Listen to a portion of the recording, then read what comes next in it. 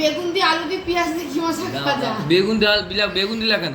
আর এটা হচ্ছে লাল শাক ভাজা। এই দেখো এটা হচ্ছে বোয়াল মাছের তেল ঝাল, তেল ঝাল, ঝোল ঝাল, লোল ঝাল, এই যে লোল ঝাল। ও লোল পড়তেছে তোমার, এই যে লোল ঝাল সবারই পড়ছে, শুধু তোমার কেন?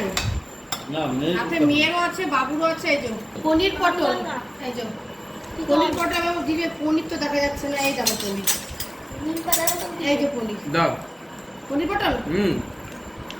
এই যে পনির দাও, এদিকে কাটো ধর। এই দেখো মাছটা যদি ভালো হয়, মা খুব ভালো হয়, বুঝলি? খাবি না? এই মাছটা কত হেভি হয়েছে। এই মাছটা খুব ভালো হয়েছে গো। বাহ, এটা মাছটা স্বাদ হয়েছে। হ্যাঁ, তেলটা চুলচুলে না। এত পিতো নাকি কি মাছ? আর জাম্বো সাইজের মাছ, এইটুকুনি মাছ তো খেতে পারবে না বলছো?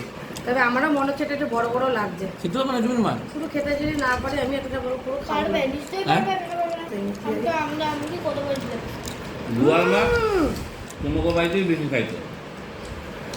আমি বললাম মাছ আমি আগে ভালো খেতাম, ওই জন্য মামার বাড়িতে বেশি আনতো। মাছটা যে এনেছিলাম না আমি, দারুণ দারুণ না মাছের ঝোলটা হেভি হচ্ছে। বলছিলাম মাছটা খেতাম, মাছটা খেয়ে থাকো হেভি।